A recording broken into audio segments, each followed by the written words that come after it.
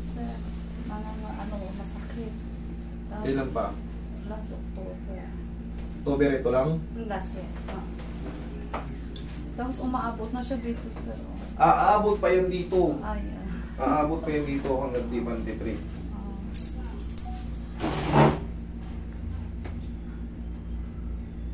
Ay, malapit-lapit na mag-frozen. Okay. Pero mas magandang pinatreat mo na to. May sumasabi, tumutunog, ano.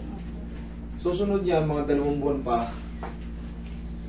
Nakaganito na. Susunod yan, pababa ng baba. Kasi pag nakaramdam ka na ng pain, yung biglang kilos, matatakot na tayong iangat kasi may masakit na. Sa pagtulog, aabalahin na tayo niyan. Kumikirot-kirot. Sa ngayon.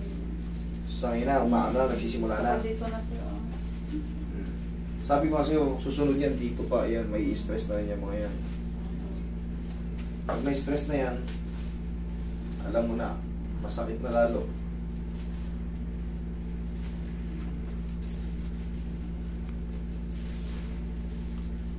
Kaya pag may nararamdaman kayo sa shoulder, mga trip, maliit pa lang, ipa-masamasahin nyo na or pa-adjust nyo na agad kasi darating ang panahon na konting tabig lang sa inyo para kayo mahihimatay sa sakit.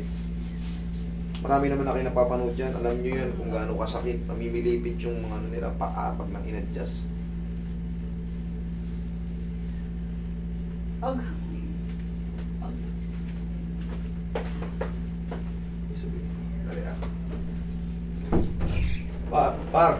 Ay, sir. Yung dodonate natin ng ano, alam niyo yun? Diyan ka lang, ano? Sa Manga Street. Pag dinala na ni Kagawad yung ano, wheelchair. Sa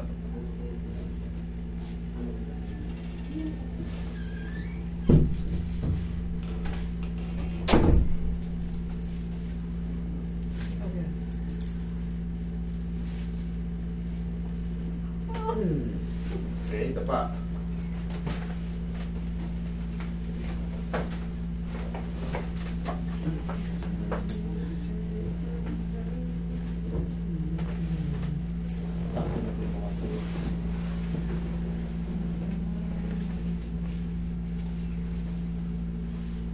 Taba ako, hindi ma? Yan. Diyan yung ano. Oh. Okay. Lagutok. Lagutok.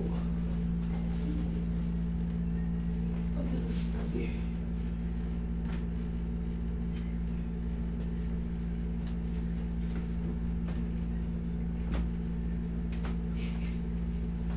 Okay, masasin mo ito muna si Mana.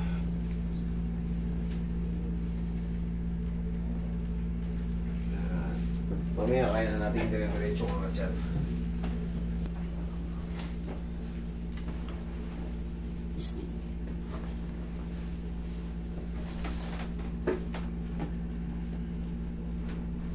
Nice lang. Inhale.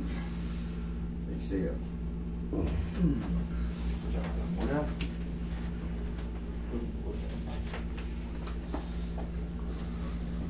Nandun ako kahapon umaga eh. Sa south. Thank you. Ano na yan? Smooth na yan. Smooth na yan. Oo. Kanina, hindi ko na. Kanina. Tapos sa mismo sabit. O, ngayon. O, ito yung tumutunog eh. Okay? Kita nyo yung difference. Okay? Huwag lang kayo maliligo today. Bukas na.